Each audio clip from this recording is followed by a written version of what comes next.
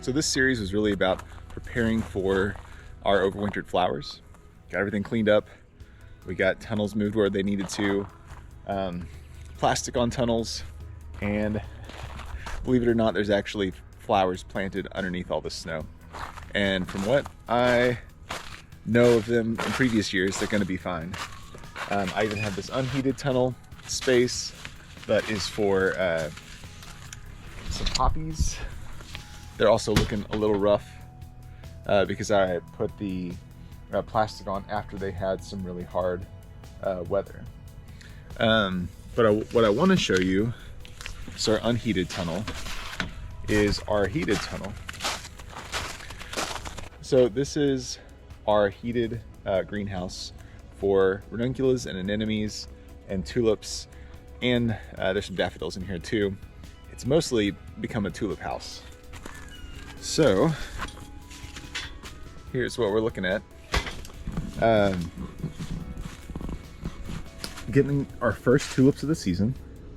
These are all done in crates. So in my previous video, you saw me putting the tunnel here, the landscape fabric, the leaves, and getting ready for this whole process. The tulips spent some time in a cooler to get the number of cold days they needed, then into a warm area to be woken up and ready to be forced. And then now they're hanging out in the greenhouse until they're ready to be picked. A few tulips are already starting to flower, which is great. And I'm using some temperature control in here to get the right temperature I need. I should have taken video in here whenever the ice was on here. We had a few inches of ice, and so I was able to push against the plastic and get some of that ice and the weight off of the plastic so it doesn't tear through. We really didn't get enough ice and snow to be a risk to our plastic, but I find it best to just go ahead and alleviate that pressure from the structure. So I knocked off the ice, and overall it stayed pretty moderate temperatures in here. I have a thermostat I will show you. This is an Inkbird thermostat. So it looks all blinky in this, but it's not blinking like that in real life. This is my thermostat. It's showing the current temperature and then what I have it set for. Because it is so cold right now, it's well below what it is set for, so the heaters are on. What I found is that this the heater system I have is basically keeping it within a range of about 40 degrees at a low, and then up to like 65 during the day. And when it hits 65, I think I have it within a tolerance of 5 degrees. When it hits much higher than 65, a fan kicks on, and that alleviates all the excess heat. So here is the fan that I'm using to vent all the excess heat out of the tunnel. It kicks on when it gets up to about 70 degrees. And it really, just this one, I think it's a 12-inch fan. It's usually used for attics, but it works perfect for what I'm using it for, and it pulls out tons of heat. Once that kicks on, within a matter of seconds, it drops about 5 degrees, and then it keeps dropping the longer that that fan runs. So it's more than adequate for the space. So one thing I have struggled with, the tulips are looking really good. They were a little purple in color early on, and I think that was just stress from the cold. And so I gave them a shot of phosphorus, added an additional heater, and I think that's really helped all that issue go away. I have struggled with the ranunculus and the anemones. So one thing I've said before in courses that I've taught and presentations is that dead air equals dead plants. If you don't have air movement in the tunnel, you're probably gonna start having some issues. And I didn't follow my own advice. I waited too long to put a fan in here on the ranunculus and the anemones, and do have some like troubling signs.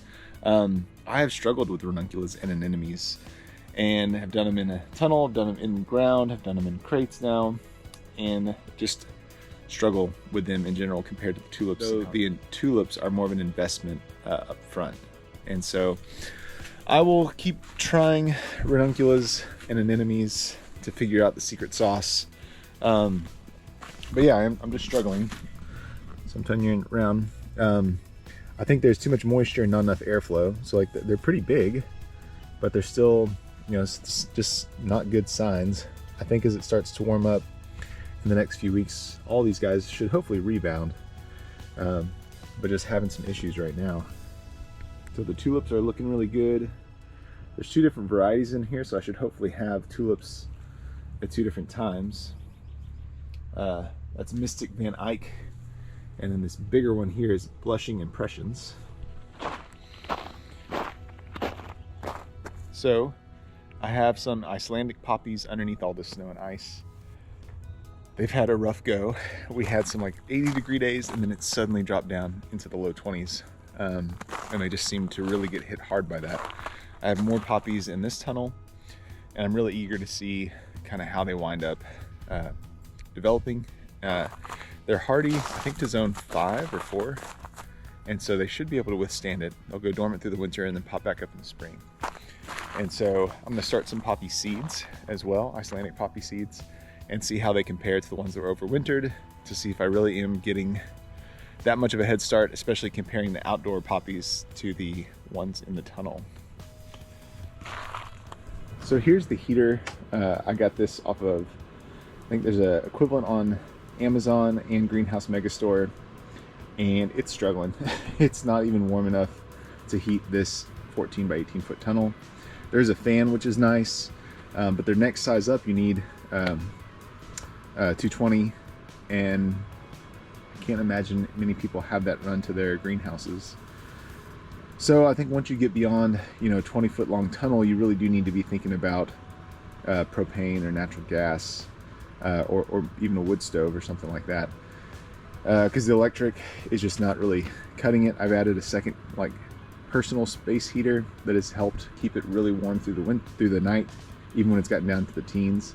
But that's a lot of electricity whenever I could find something a little more efficient. So I think that's something I'm gonna be thinking about for next year. So thank you all for kind of seeing the capstone of the winter prep for our flowers. I hope this was helpful to you. Just kind of see what's going on. It's the middle of February. It's going to be, I think it's like 10 degrees in the next couple of nights. And everything's still growing, still looking good in these tunnels. A heated tunnel and a unheated tunnel, and then just things outside braving the elements. Please leave your questions below in the comments. I'm going to get to them. And then part 4 of this series will be harvesting. So I'm hoping that in the next 2 weeks, hopefully, that all these tulips will be ready to be harvested for Valentine's Day. So stay tuned, and then we'll have a harvest video soon.